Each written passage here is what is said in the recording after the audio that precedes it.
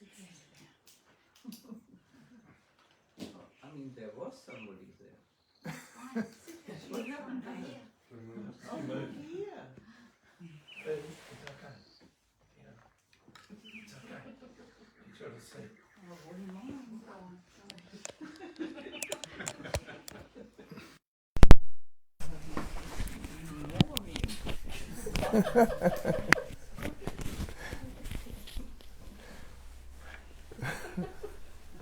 Better sleep. Someone is sitting there. Yes, welcome everyone. Happy New Year. Happy New Year. Mm. Happy New Year. I think it's a beautiful opportunity. Actually, welcome to all the friends who are joining us online, also on Facebook Live today. It's a auspicious day, and for today I'd like to just invite you. Is your speaker plugged in? It's plugged in, thank you. Should be working. Oh, okay. Sorry, no, you normally have two cables. Yeah, but it's a new phone. Yes, it Ta-da. roll, isn't it? Just so that the quality is better. So when you came in here, you left your shoes outside, right? Now just add to the shoes your mind.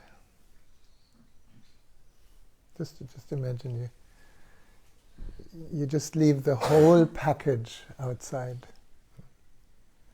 The whole package of thinking, of concepts, of rules, of ideas, of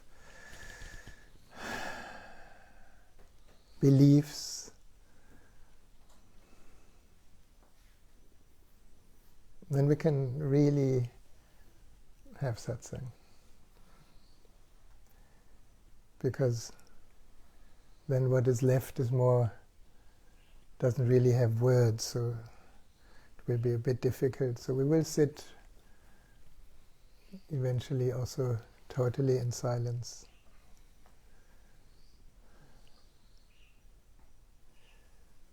You know, New Year, or the ending of the old year, and something new is again just a mental story. It's a day like any other day, and yet what our mind does with a new year is it gives us an idea that we can start fresh. And maybe we can start fresh in a very different way, in a way that whenever we remember, which is now also,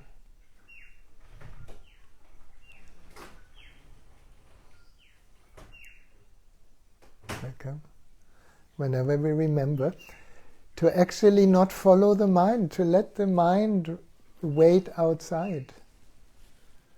Most of the time we don't need it.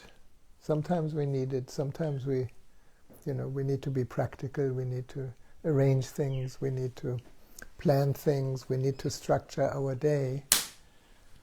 We need to kill mosquitoes. Sorry.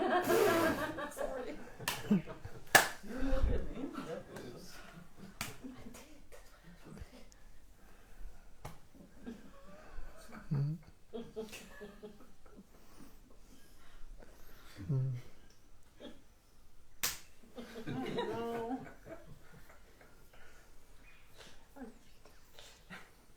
So just for a moment, just get a sense what that could mean. Mind, you can have it back after this evening. But now just leave it.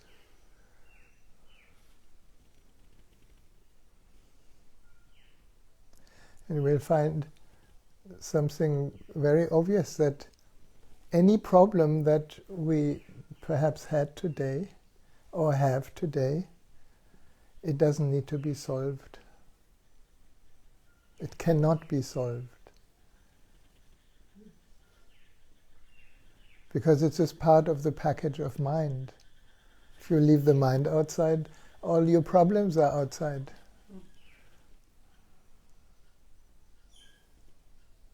And we are still here. That's the amazing, inexplicable situation. Everything we think we are can stay outside, and we are still here.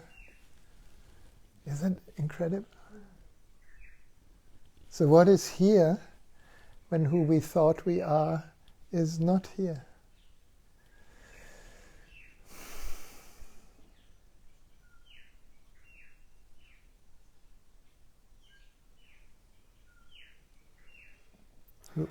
Who am I without my problems, without the story I tell myself about any situation? Who am I without any interpretation of good and bad, of right and wrong, of high and low,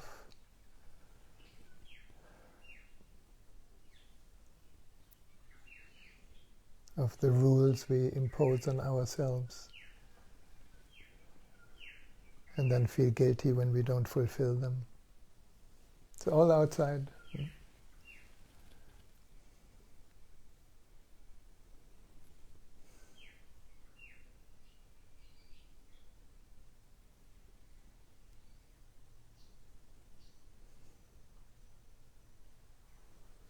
You notice it also cancels the whole COVID story that everybody around the world, almost everybody, is busy with in their minds. Leave it outside.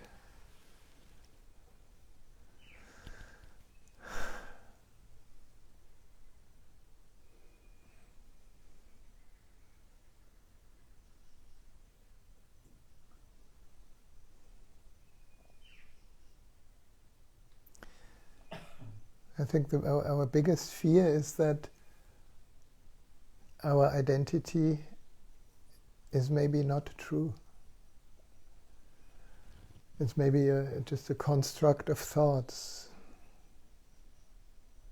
And thoughts are really not something solid, not graspable, not something we can rely on.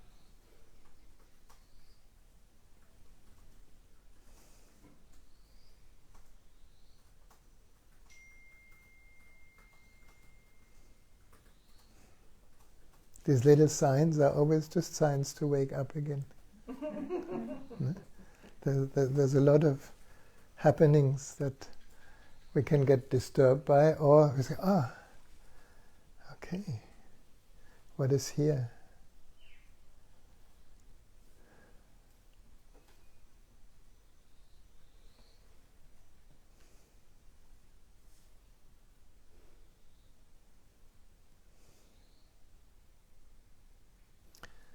And I think one of the reasons to have a relatively regular practice of meditation is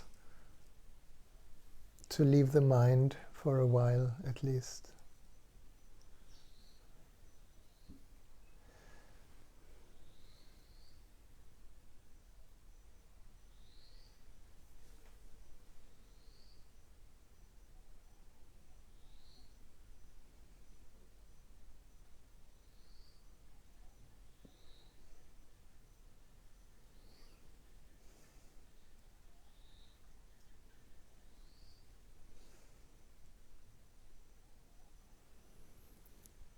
Then probably eventually something creeps in. Yeah, but what about my New Year's resolutions, my ideas that how I want to live this year? Leave it outside. You're already alive.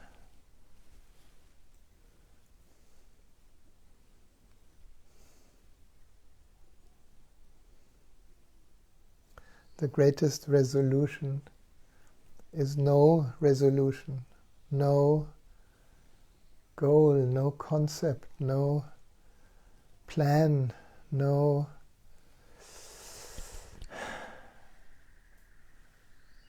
hope, Hope is a tricky one, no? But hope is something that also keeps you occupied with an unreality, because hope points towards a better later, because now is not good.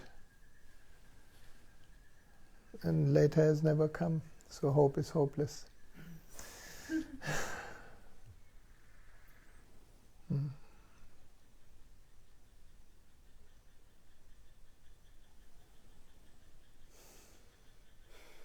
So in a way this is a shortcut, and I think auspicious days like today, it's like a new beginning.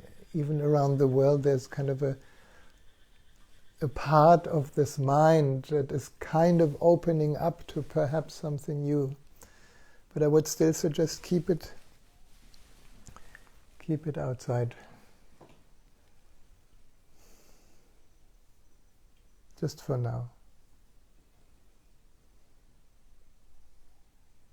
And you will notice we all very naturally fall into home.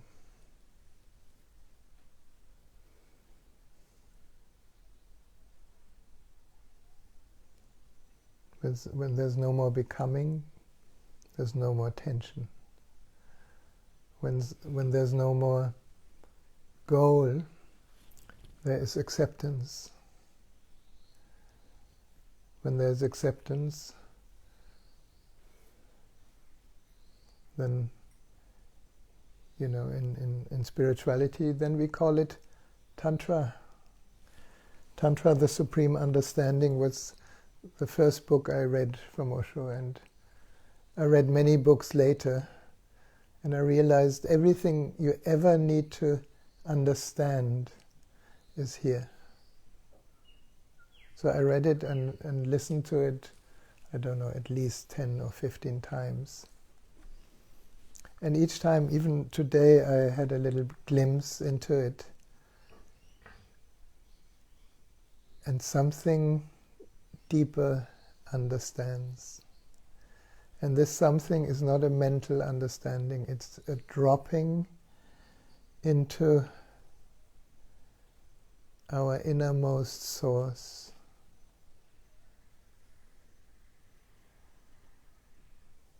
And these little helps, like the idea, leave your mind outside, they're just a help to free that which is already here, which can never begin or end in a time frame of beginnings and endings. It's a very mysterious thing. So for that, Arasoma has created a beautiful quintessence. For those of you who have been with me, you heard about Arasoma and the essences. The quintessences, they tune us to essential states inside. What is an essential state? If we take the concept that who we are is infinite consciousness, limitless, beginningless, endless, presence, formless. We heard this thousands of times probably. If we don't keep it as a concept, if we relax into it, into that mystery, then every manifestation that expresses itself through this body-mind begins with an expression of our true colors, of the gifts we have been given when we were born, the gifts that we are born with with a certain pattern, with a certain program, with a certain color, with a certain quality. And you all know this, for those of you who have children. If you have more than one child, same parents, same conditioning, totally different people. So there's something prior to conditioning that is absolutely unique. Just like every flower is totally unique and incomparable. And we are very easy with flowers. We say, how beautiful. Just look at your neighbor for a moment. Can you see how beautiful? Can you see it? Yeah? It's like usually we have some veil in between. We think, okay, too old, too young, too nice, too not nice. We have all these comments, but these comments are outside now. We not follow them. Then we begin to see the essence, perhaps as a fragrance, perhaps as a color, perhaps as a taste, as a sense that is very unique in everyone. But it's also mainly very unique in us. And I call these essential qualities our gifts that are just patiently waiting to be expressed. And it's not you who is waiting, it is the divine itself waiting for you to live what you're born with.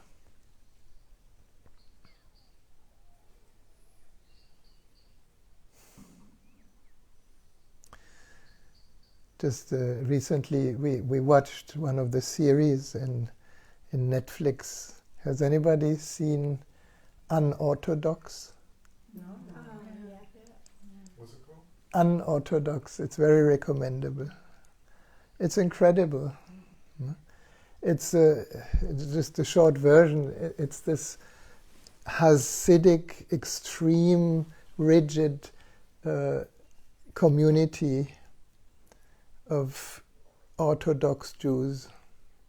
And this poor little girl is kind of brought up with all these ideas of sin, of right and wrong. Everybody is totally imprisoned in a belief system. And the belief system, of course, has extreme much juice because apparently it connects them directly to a God.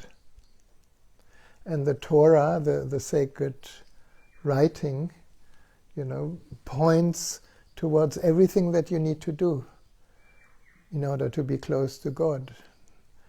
And so there's this little bubble of community, and surrounded by New York. It's happening in New York.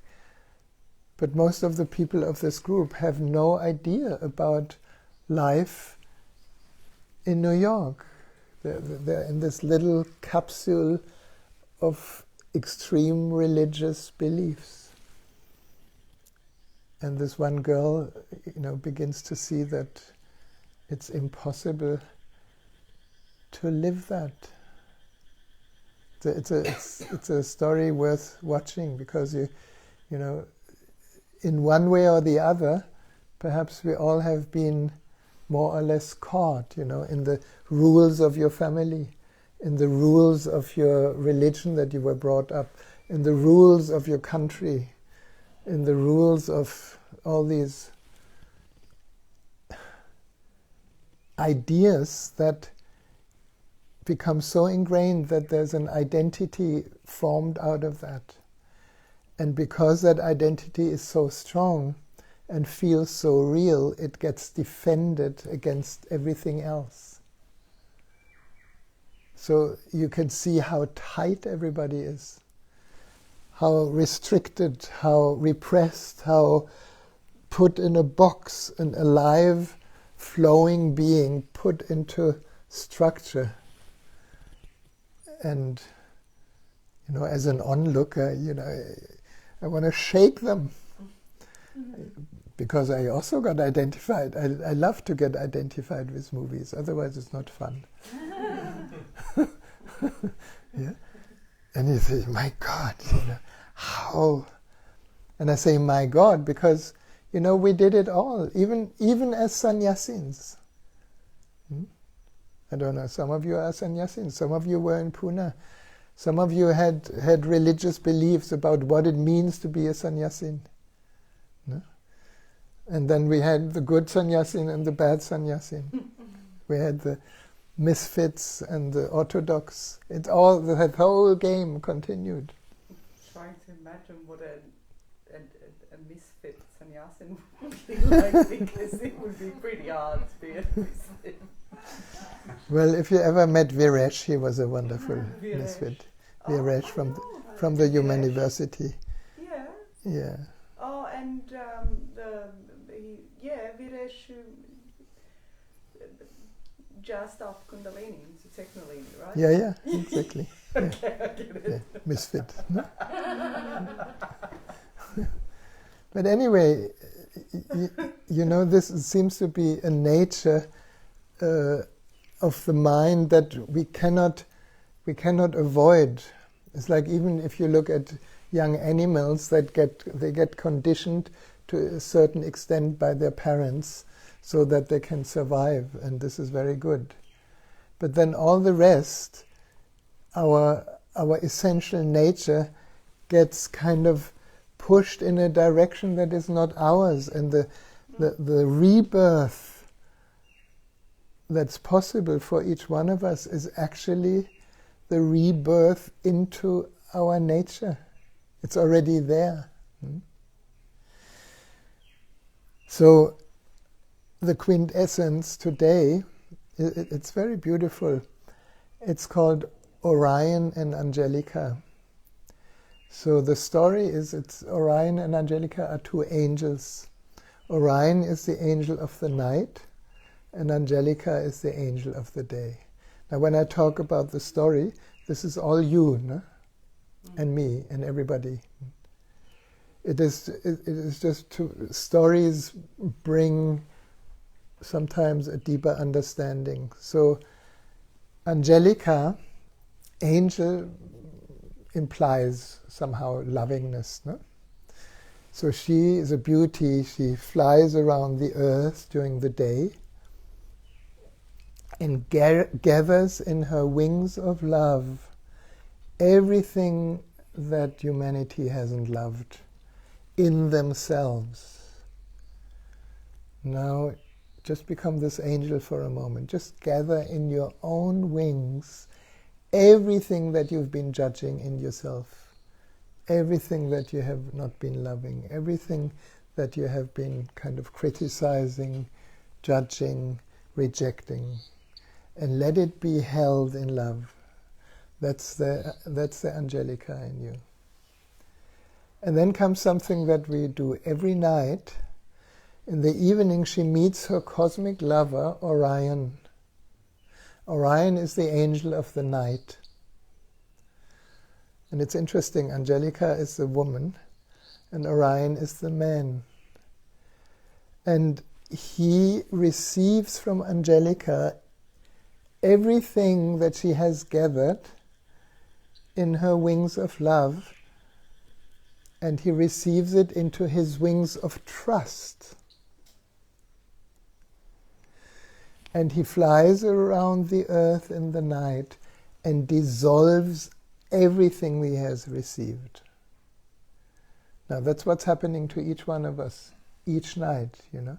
You lie down, you allow everything to be, you fall asleep, you don't know anymore about your financial situation, you forget about COVID-19, you even forget about your body, you forget everything you define yourself with during the day, and if you're lucky, you have a wonderful sleep. What a trust! How come? How can you so easily just let it all go and fall asleep? Because you're Orion, you just dissolve everything, empty. No? And then in the morning, these two angels find each other empty-winged. So they have a big embrace. And then when they part, they forget again. Actually, they don't forget, but the humanity forgets. So Angelica starts flying again because your worries start again. You remember what happened yesterday and that you have to solve it today. And you remember that you're actually divorced and you hate your husband. Or anything. No? You didn't know this when you were sleeping. So the whole thing continues. In India it's called samsara. Again and again and again. Until some of us perhaps recognize, maybe I can rest with both wings, as love and trust, and let life live through me however it wants to live, because it does it already. And in that strange insight we recognize my God. Literally, my God, the divine, is orchestrating this life so wonderfully. It doesn't need you.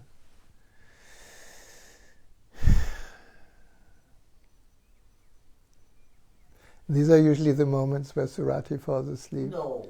Only when you say, now close your eyes. No, but this is a beautiful sign of trust. It's like, oh God, yeah, okay, take me. No, take me. So shall we try this? It's basically an essence that we all carry inside. No? A male and female aspect of one consciousness. Can you stand up? Make your left wrist available. And you're going to receive 3 drops into left wrist. And when you receive it, rub it into your wrists and close your eyes.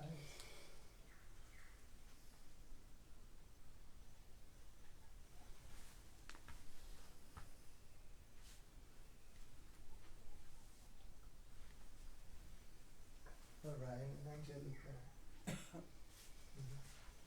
Maybe already when you receive the drops you can feel how your wings are growing.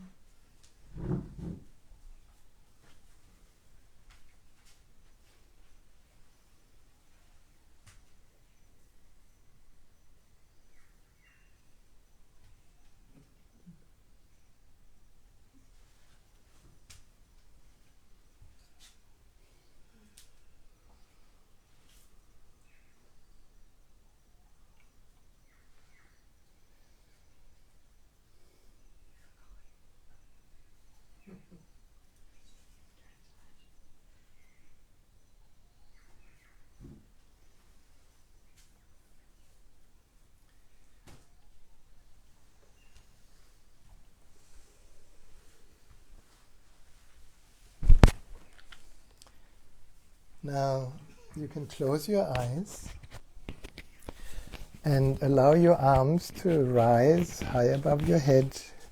Imagine you're growing wings from the core of your spine to your fingertips. And the right wing can be the wing of trust, of Orion. And the left wing can be the wing of love, of Angelica.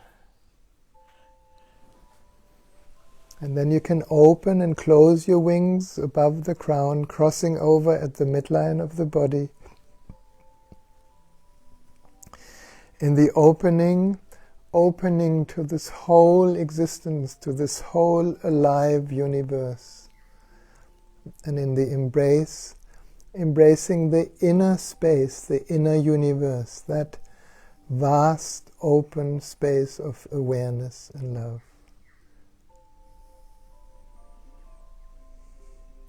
And in this opening and closing, we bring the fragrance, the quality, the vibration of Orion and Angelica into all the layers of your aura above the crown. And then you can open your wings around the third eye, the forehead center. In love and trust, we can open the curtain of our identities and just let them go. And in the embrace, we can embrace that capacity of clear seeing, of seeing reality as it is. And then we can move to the throat chakra. This is where also trust is usually at home. In the opening, drawing aside the curtain of all our beliefs, the whole mind. And in the embrace, we can embrace that field, that space of not knowing, that space of trust in our creativity, in our capacity to express ourselves spontaneously from the now, from this moment. Feeling how Orion and Angelica simply can support that opening. Orion and Angelica, the key sentence is endings and fresh beginnings in love and meditation. That's very significant for the 1st of January 2021. Then we can open our wings around the heart. And in love and trust, we can release all the shoulds and should nots, all these man-made pressuring rules that cover the spontaneous heart. And in the embrace, we can embrace the nature of the heart, which is love and trust. And for a moment, let your wings rest over your heart, receiving the fragrance and the vibration of Orion and Angelica deep in the silence of the heart.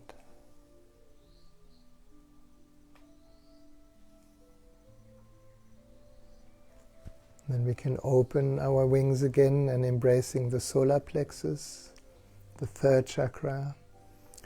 In love and trust, we can trust that energy that in the solar plexus moves our uniqueness, brings into action our gifts. And in the opening, we can release all these strategies of separation that normally we use to protect this little ego. It's like taking off an armor, we don't need it.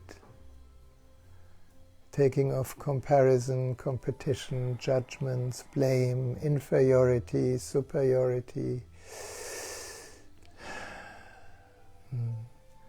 In the embrace, embracing the joy of being yourself. And then opening your wings around the lower belly, the 2nd chakra.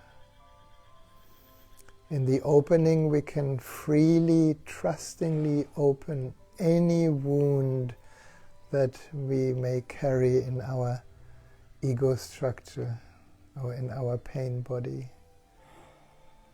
Our whole existence can give you life, so it's a very small job to heal some emotional wounds. And in the embrace, we can embrace that open, sensitive inner child that is free, playful, alive, spontaneous, trusting, wild. And we can open our wings around the 1st chakra, opening to life in this body. This is such a miracle. And in the embrace, embracing every single cell of your body as they are a manifestation of the divine in form. And then along the legs, all the way down until you connect with Mother Earth. And this is a good moment to let go anything that you haven't left outside the door when you came in, you can still let it go now. All stories, all identifications, all ideas, all concepts, all beliefs, give it to the earth. So for a moment, we can be empty.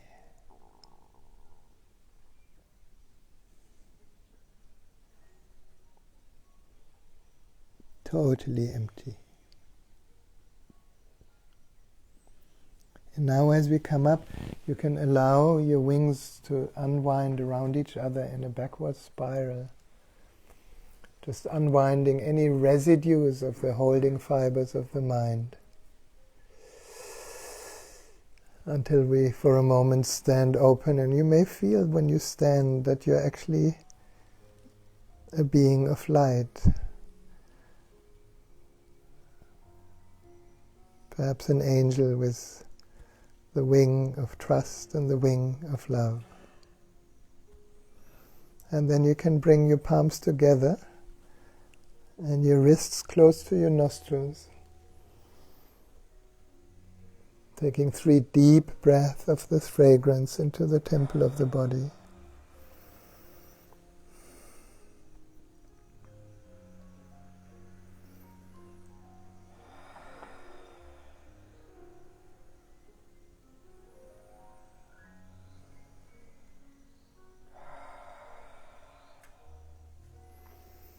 Very good. And then you can sit.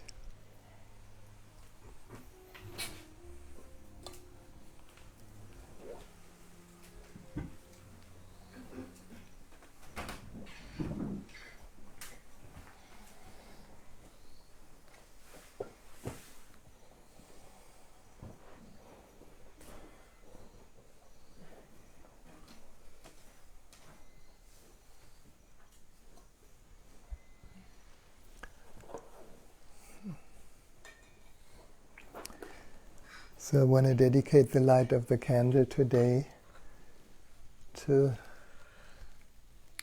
endings and new beginnings in love and meditation for all of us.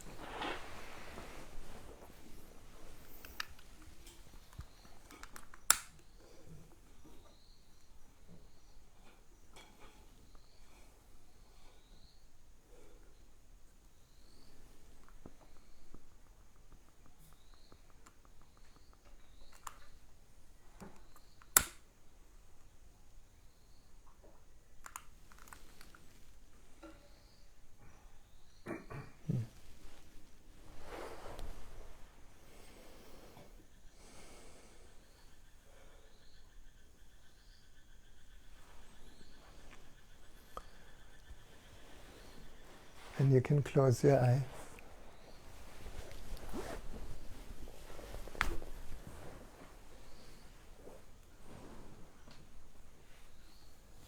So love is already here. Let's go for the meditation.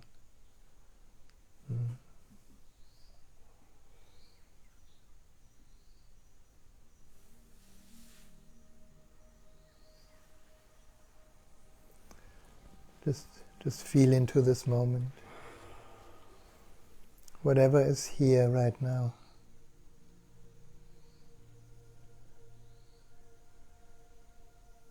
Feel that it can only be perceived here now because who we are is the perceiver, is the witness, is the space in which all experience comes and goes.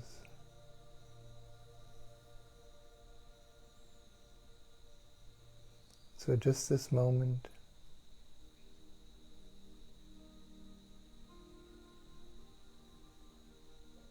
Sometimes at the beginning of a silent sitting, it's helpful to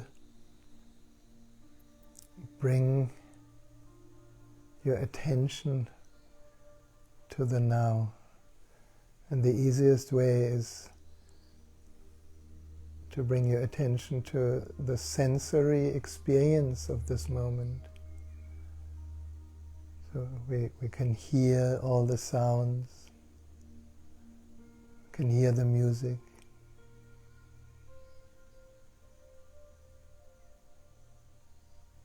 Can hear my voice.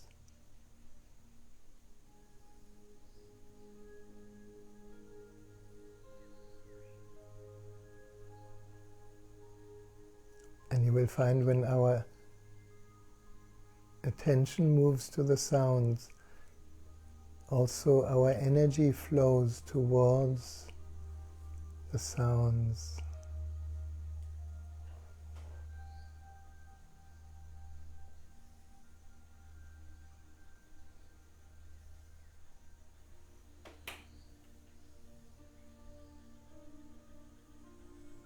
And you may notice somehow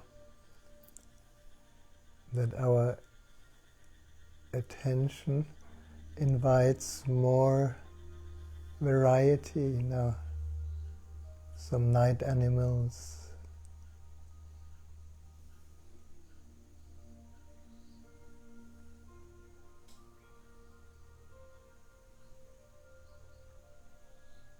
and from the sounds you may want to turn your relaxed attention to your physical body, how it's sitting here.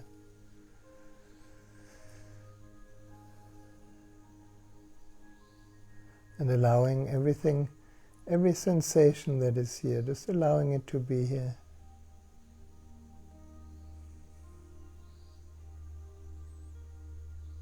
We left the mind outside, so we cannot interpret or judge or have preferences. We just experience the body sitting here.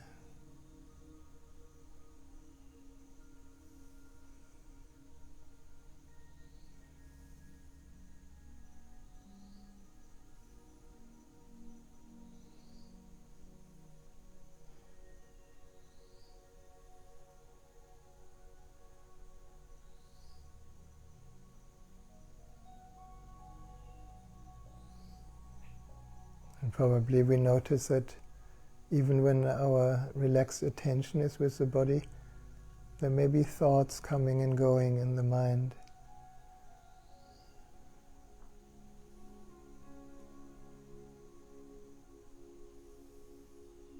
And we can just let the thoughts be like clouds drifting in the sky. They have no roots.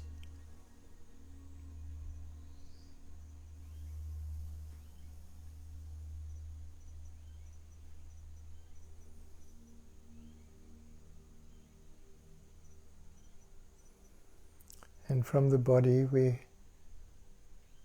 can, if we want, bring our relaxed attention to the heart. Feel your heart. Feel how the breath touches the heart from inside. Perhaps like a light, or like this subtle opening. As the in-breath opens the chest, perhaps the field of heart opens.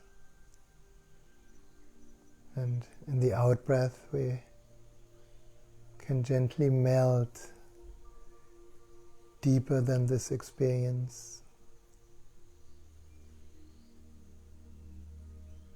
So it may appear that we can enter the heart.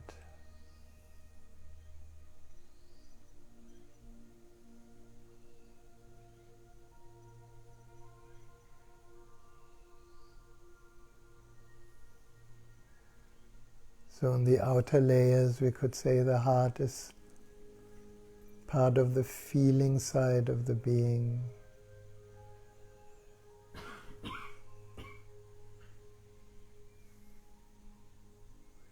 And yet when we are just present to any feeling, it takes us deeper than the feeling. So with the next deep breath, you can expand whatever the experience is here. And in the out-breath, we can let go deeper than this experience.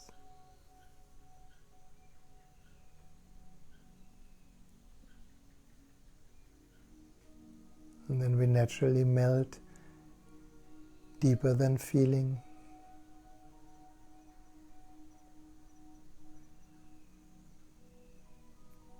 So we are already deeper than thought, and thought can continue. And we are also deeper than feeling, and any feeling can continue. Then perhaps the closest analogy is like another layer of clouds in the empty, spacious sky.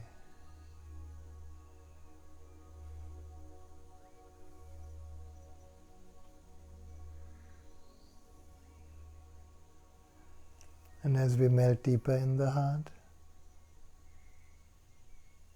we melt even deeper than the body sensations. They are also just sensations that come and go in that which is aware, in that which loves.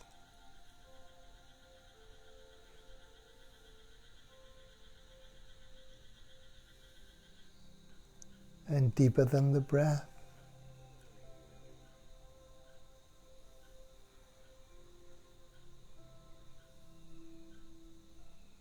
And deeper than the heartbeat.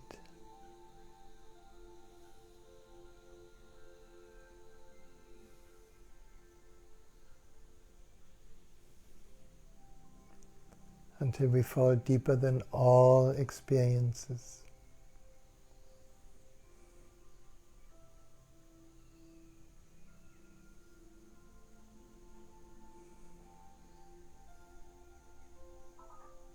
Then we are deeper than anything that defines us.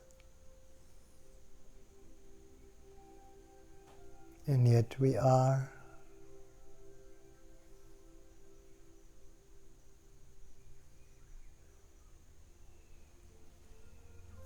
Rest here for a while as each out-breath takes us even deeper. And we're going to sit for about 15 to 20 minutes,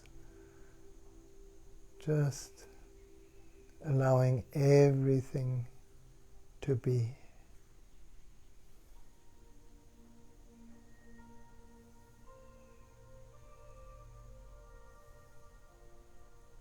Resting as that which is aware of all experiences. That space that we can call love, that holds all experience.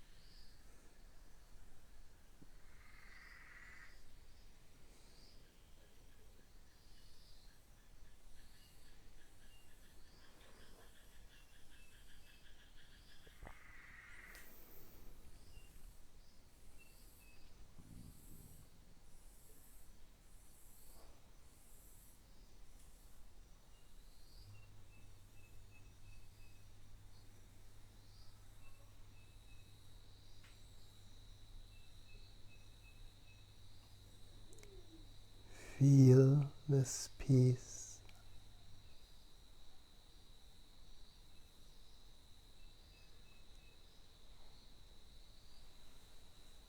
Feel the silence behind all the sounds.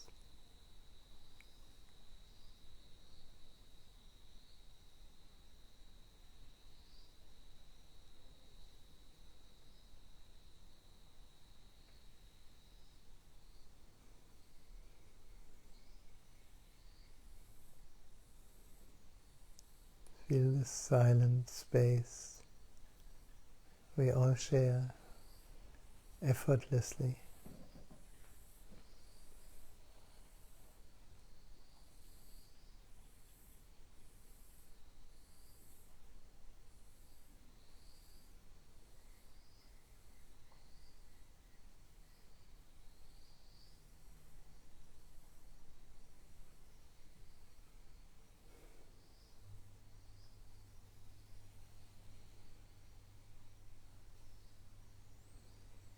It is not something we have created, it is a space that is always here. It is just sometimes less visible, less obvious because we are busy with something else.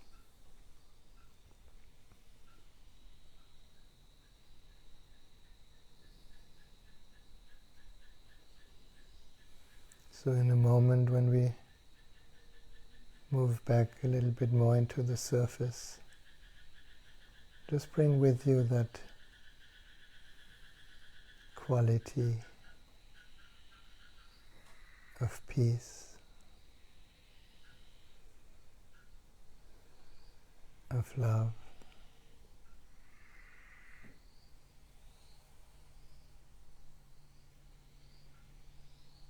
of joy,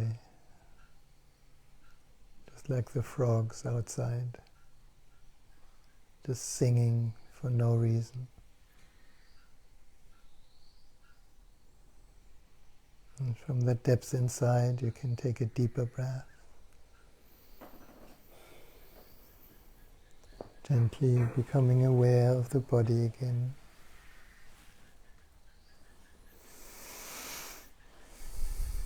Maybe a little stretch.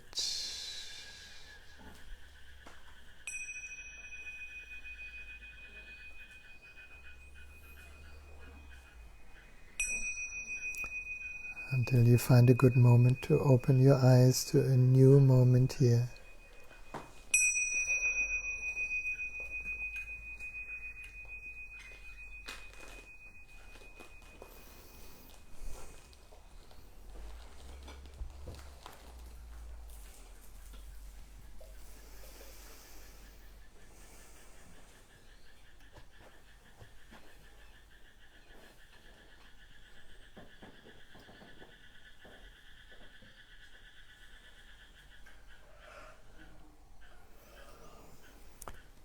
Another deep breath and a really good stretch back into aliveness, this moment here.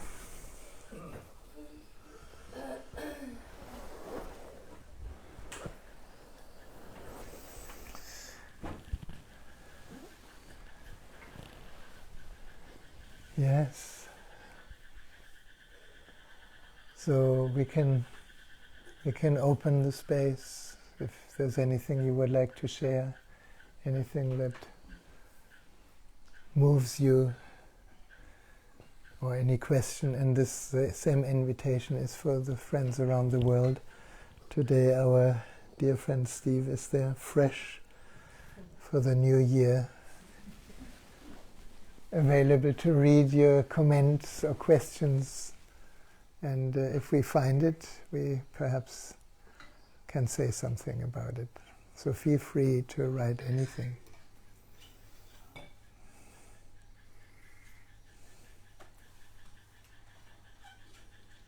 And feel free to share anything.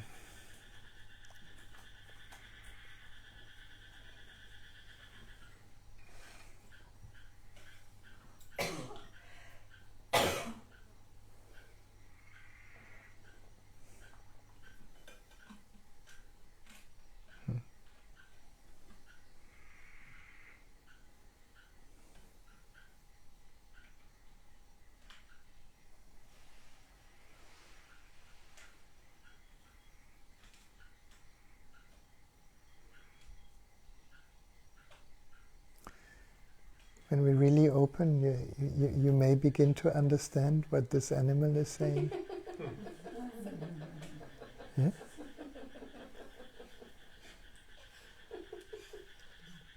Really listen carefully. There's a whole sermon.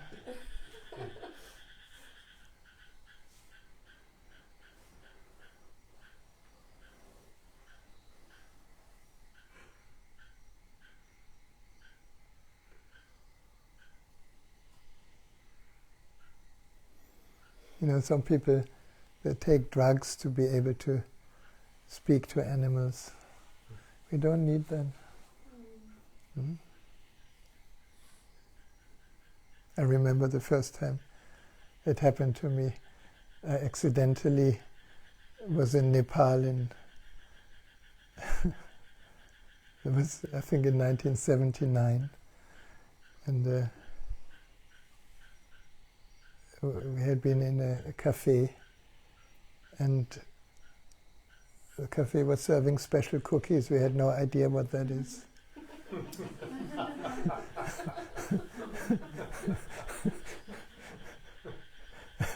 And then we came out, it was in Pokhara. I don't know if you know Pokhara. It's a beautiful lake with the Himalayas in the background.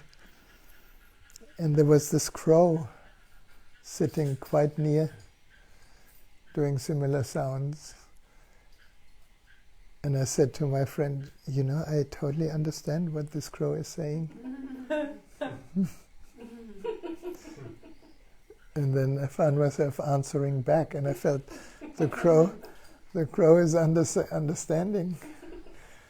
But at that time, finally we found out that they were hush cookies. So it was not so much expanded consciousness. But sometimes, you know, maybe for some, when the mind relaxes a little bit and the space of being opens, our perception becomes so sharp, so clear, so direct. But meditation somehow does the same thing.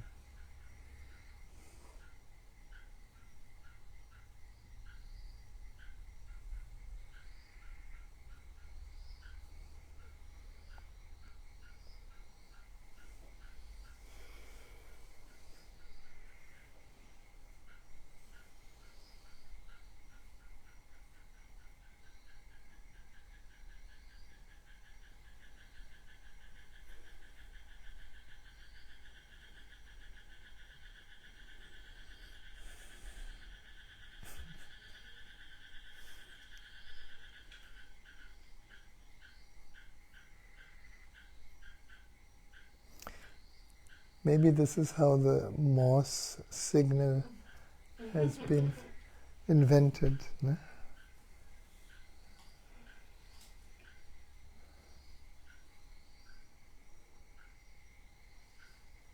That was before smartphones. Mm.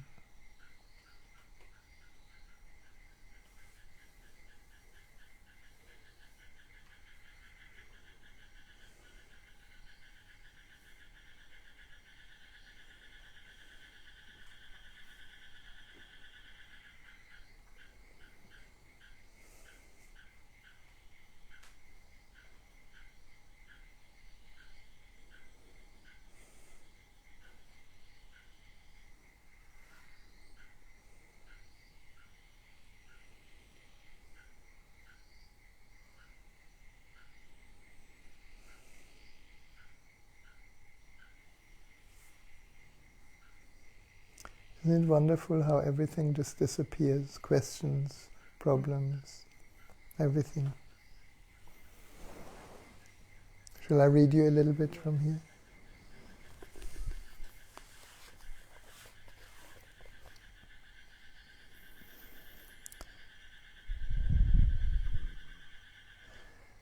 Okay.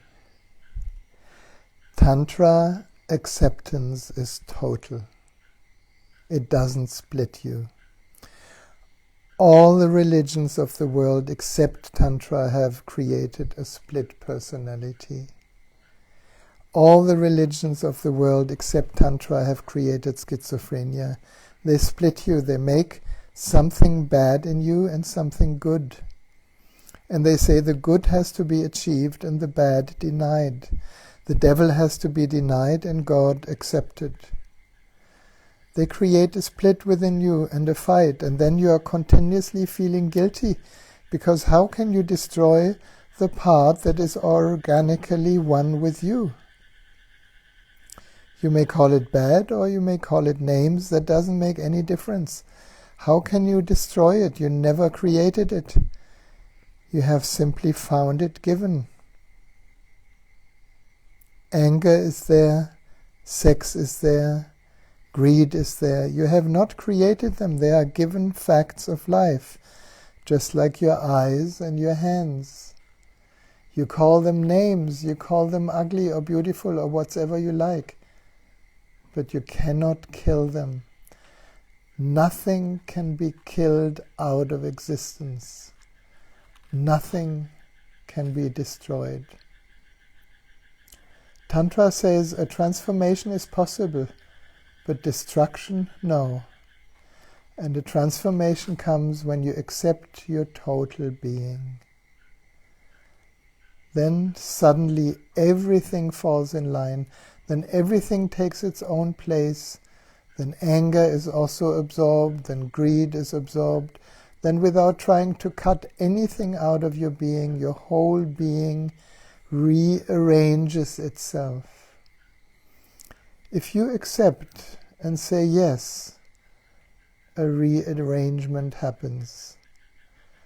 Whereas before there was a noisy clamour inside, now there's a melody, a music is born. A harmony comes in. In noise and in harmony, what is the difference? The same sound waves arranged in a different way. In a noise, there is no center. The notes are the same. A madman playing on the piano, the notes are the same. The sound is the same.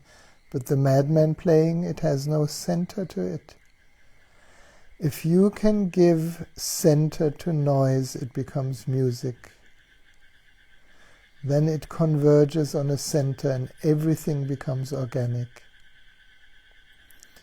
If a madman is playing the piano, then every note is separate, individual. It's a crowd of notes, not a melody. When a musician plays the same piano with the same fingers, there comes an alchemical change. Now the notes have fallen into a pattern. The same notes have joined into an organic unity. They have a center to them. Now they are not a crowd, they are a family. A subtle love joins them together. Now they are one. And that is the whole art, to bring notes into a loving phenomenon. They become harmonious.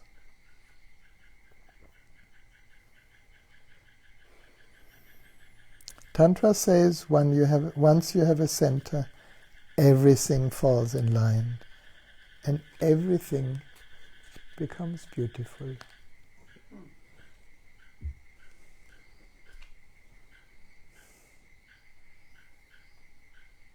That's what's here right now.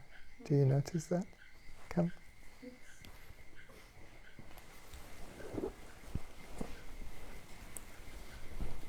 I have to come a little closer that they can see. Do I have to? Yeah, we need to see you.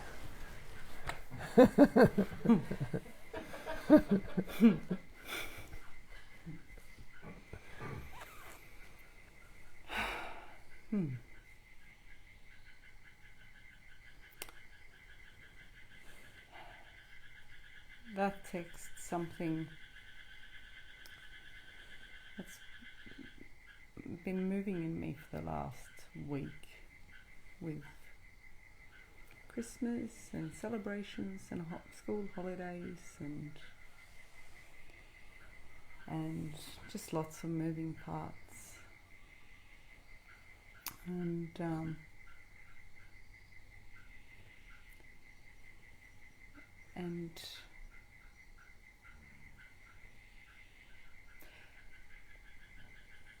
you know, the whole practice of acceptance and bringing it home to love.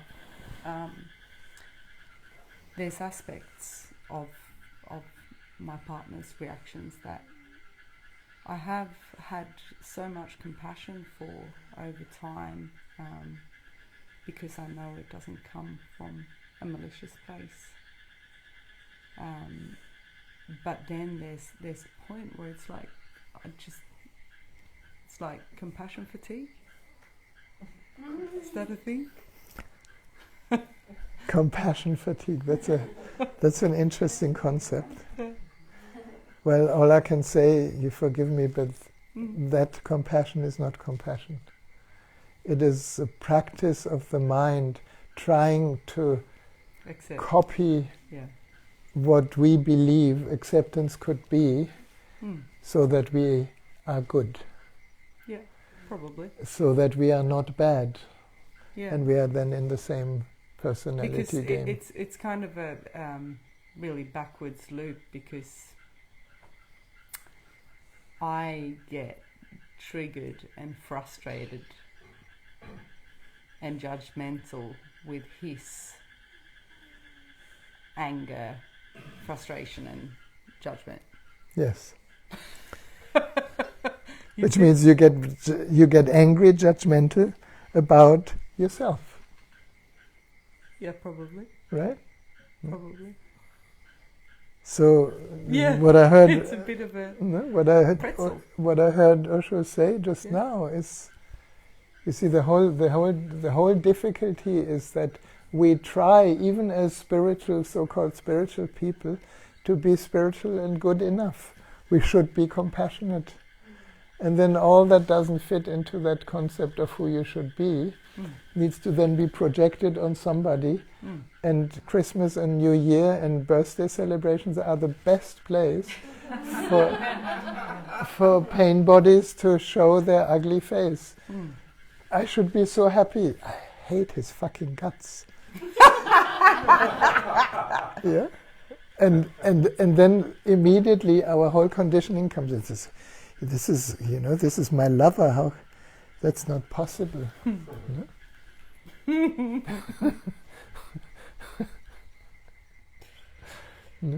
And there is nothing you can do. That's the beauty of it. That's been my towards the end of this week, I think my mind was running hot with, well, it's basically in the whole last year, I've been in and out of strategies, how to make things better, how to fix things, how to change things, how to improve, how to make sure this relationship is going to hold up, that we don't fall into unconsciousness, that like a cacophony. And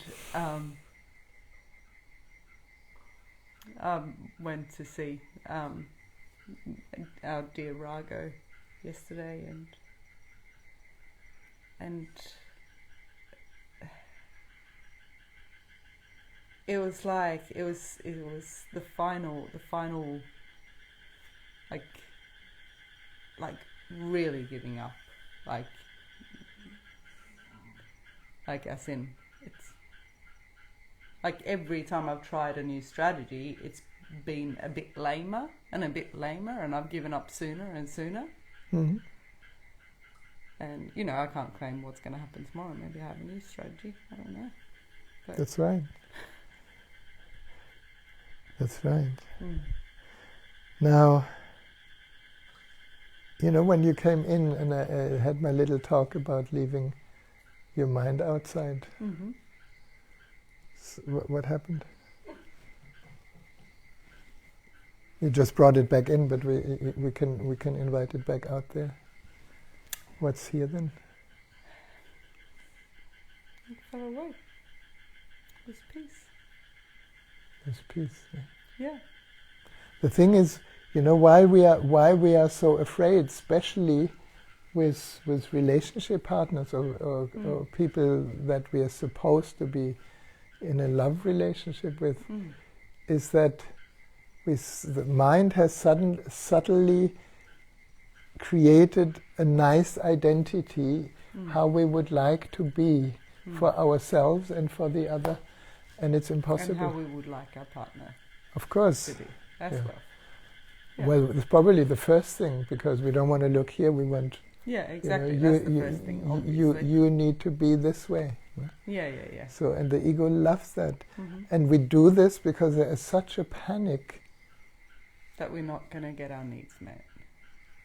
or much, much deeper. There's Yeah. a panic that you don't exist. There's a panic that there is no identity that can claim a me.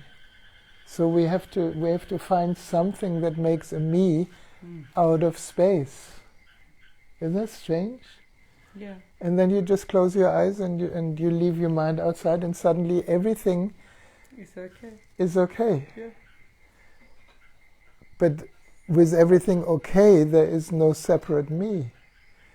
And that separate me that has been with you for centuries, I would say, is freaked out. It's like, oh my God, who am I? Without my judgment, without my comparison, without my competition, without my blame. Who the hell am I? And then you really look deep inside and you don't find anyone. And yet I am. Isn't that strange? It's such a weird thing, but so beautiful. Can you follow that? It's like, I think it's in all of us, as long as we are in a body, mind, and define ourselves with anything there must be a panic that... Yeah. And that's the I may panic I not- touch so often recently. Great. Like just like fear. Yeah. Fear. Extreme Again fear. and again. Yeah, good. Like, I don't know, I made us sandwiches for dinner before I was leaving, and he kept working, and I sat out by myself and had my sandwich, and just noticed like there was fear. Why isn't he coming? Yeah. And then Why doesn't he fit into your concept of what's right? And funny was I was a bit stirred, and I went to the bathroom and got ready, and I went to leave, and he stopped and he gave me a long kiss and locked eyes for a long time. He said, "I love you, have a lovely time." Done. No Done. drama. No drama. But I like that pain body is like generational. Absolutely. The whole like Yeah. when there's dinner on the table, you come, like Yeah. you show up. Is that the Swedish rule? Oh yeah, Yeah. it's disrespectful to not actually come to the table when Abs- someone has. Impossible. Oh, How yeah. can... I mean, how in my can he whole- not know this? Oh, in my 15 years with him, in my previous marriage, I was outraged every time around dinner time, Yeah, like before it even happened, Yeah. that people didn't show up. yeah. Yeah, It's incredible. No? yeah. It's the same thing with, with the unorthodox, with the Hasidic Jews. There's just more rules, just so in your face that it's impossible not to see. Mm. No? But we all are like that. No? All, we are, and so in this way, it's very beautiful because you can see so clearly, and in those moments, this is for me the reason for satsang. It's very selfish. I'm reminding myself here, just like reminding you.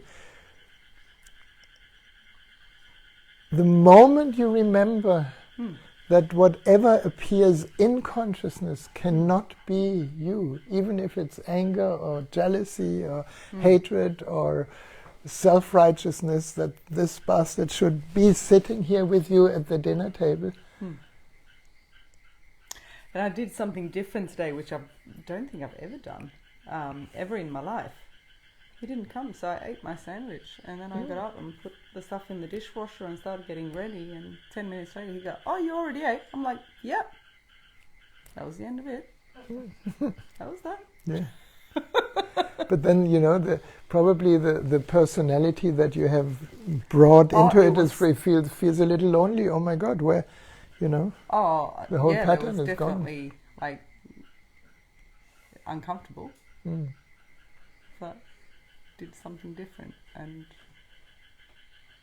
turned out I didn't die. Isn't that great? I think that's. And I didn't create a drama either. Yeah.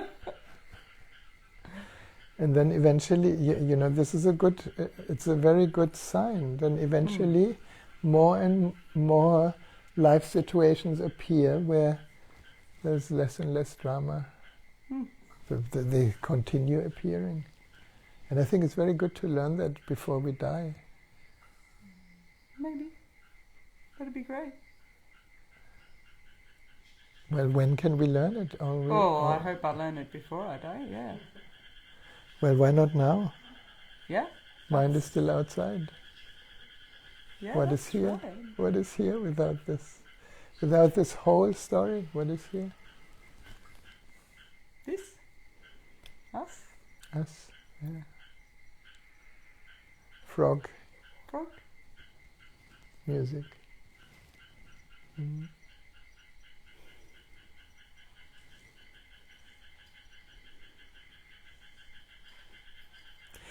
Isn't it incredible if there's really nothing we need to do about ourselves?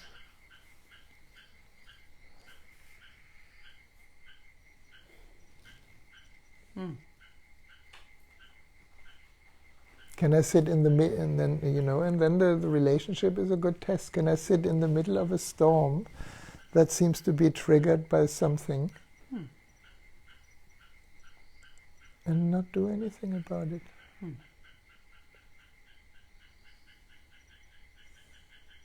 Yeah. The mystery, this is an invitation, that it's kind of an advanced invitation, because most of our minds want to fix situations. No? Does anybody want to fix situations? Yep. Repair, manipulate, Yeah. I've also always got about do 10 something. different solutions. I'm very capable. Yeah, yeah. And in business life it's very good. But love That's is what not I a do for business. a living. Give people solutions and see Yeah. if they take it or not. Yeah, yeah. And if you cannot step out of that role with your lover, then you're in trouble. Yeah. Yeah. This is for those of you who are in a relationship with a therapist, and if the therapist cannot drop that role, you want to strangle him. I can give my beloved an action plan. Yeah, exactly. That's basically what my mind has been trying to cook up. Yeah, yeah, yeah. Yeah. Very good. Yes. So you got the right partner. Yeah. Seems like I do. Yeah.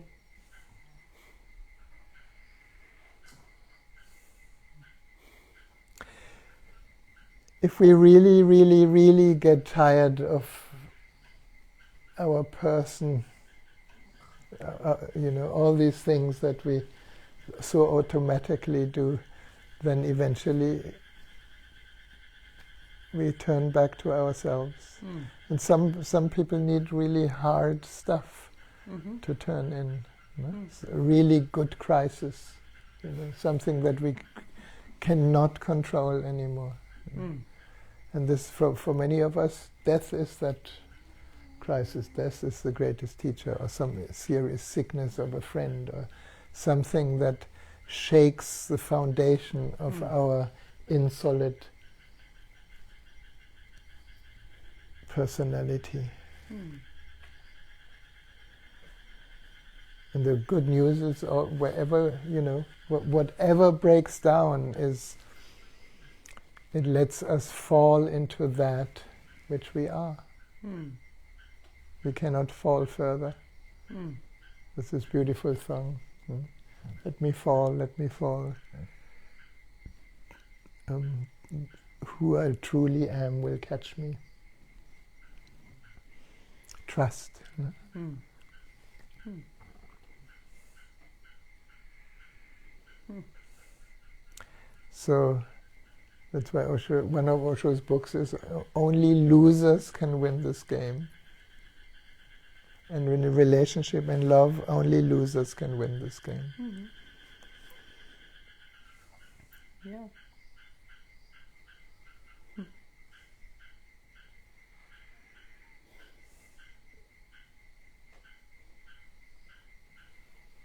See, even the frog slows down now.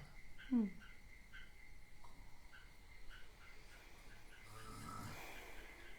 Mm.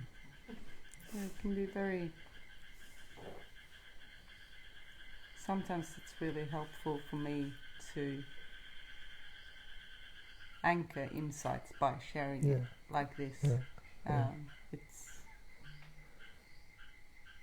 It's like reminding again.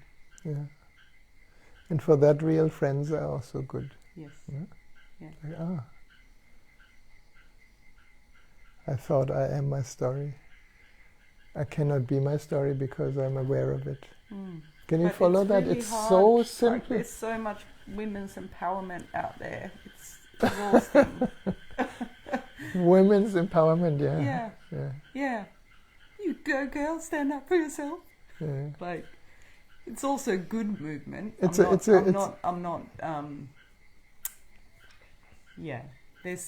light and a shadow.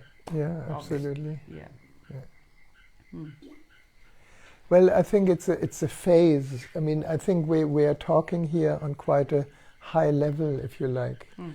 We're talking on a level of presence beyond mind, beyond concepts, beyond form. Now, not everybody understands what we talk about.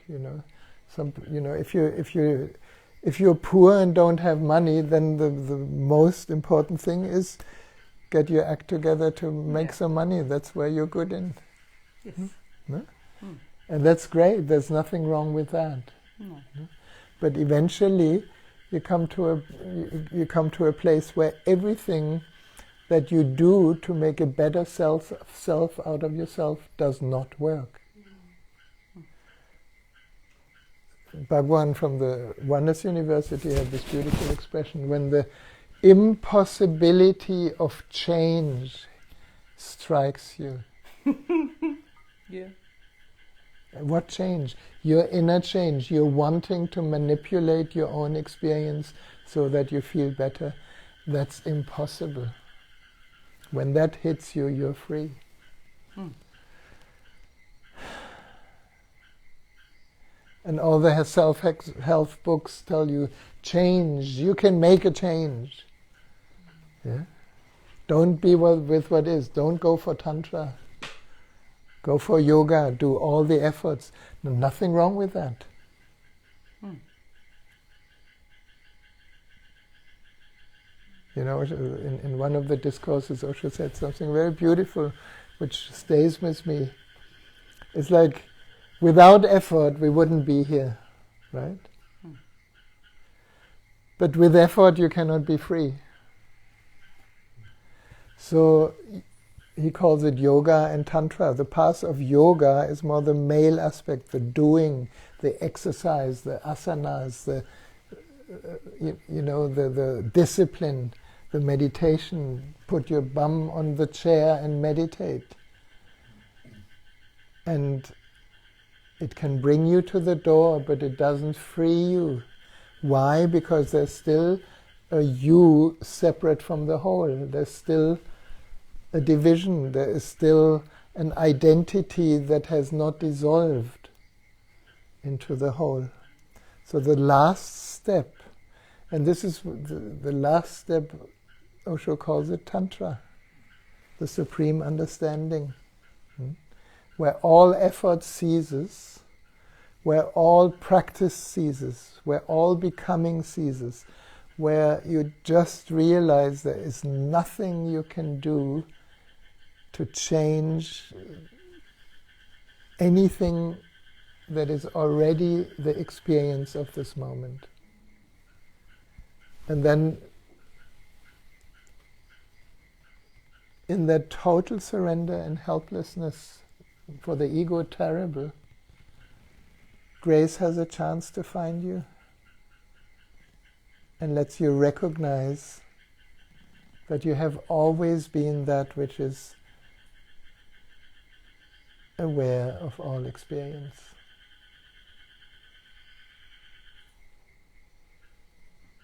You have not become anything, you have not reached anywhere, you have not kind of achieved anything, you have become a total failure. Now, who wants that? And yet, if you read any story of anyone who has finally recognized his true being, they came mostly through that door. Remember Jesus? Thy will be done. That was the last straw, you know. You have, why, my God, why have you forsaken me? No? And then thy will be done. That's a step from yoga to tantra.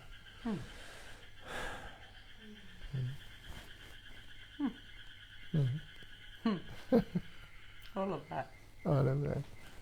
Thank you. Thank you, Thank you. as always. As always. Yes. Yeah.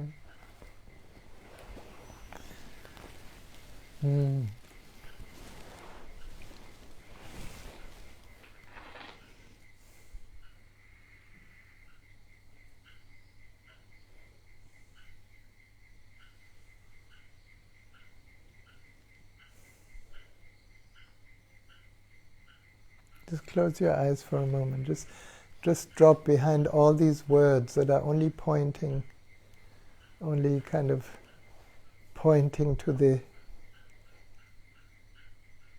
to the inexplicable.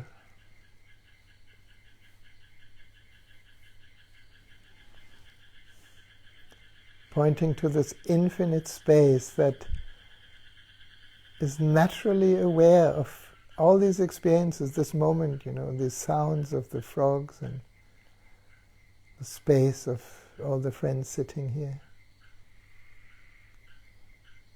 Every thought that comes and goes, it's all held already.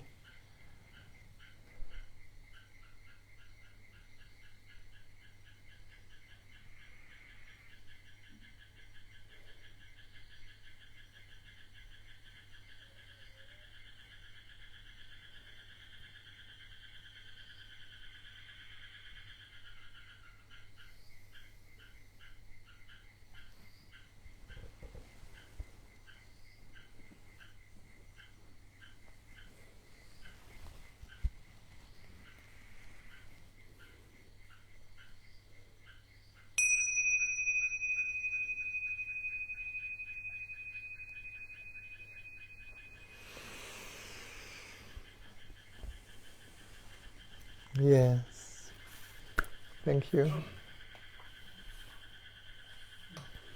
Thank you for being here.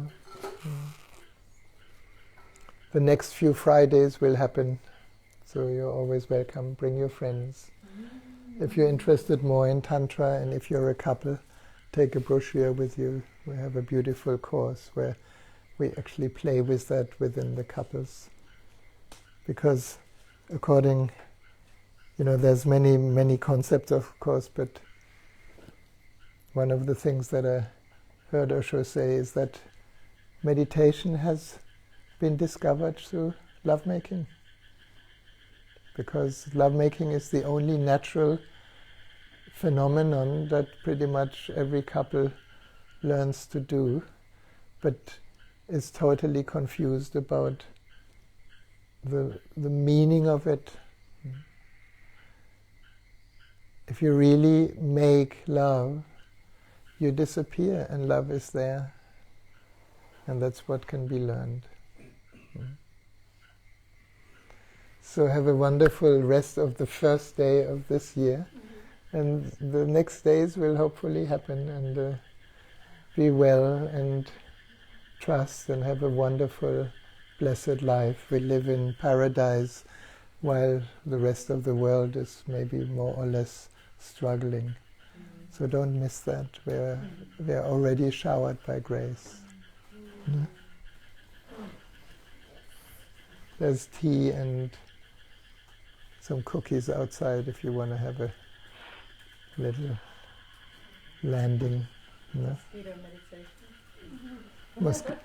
Mosquito meditation. Yeah, maybe you need to just pour your cup and come back in here if you want to have a tea.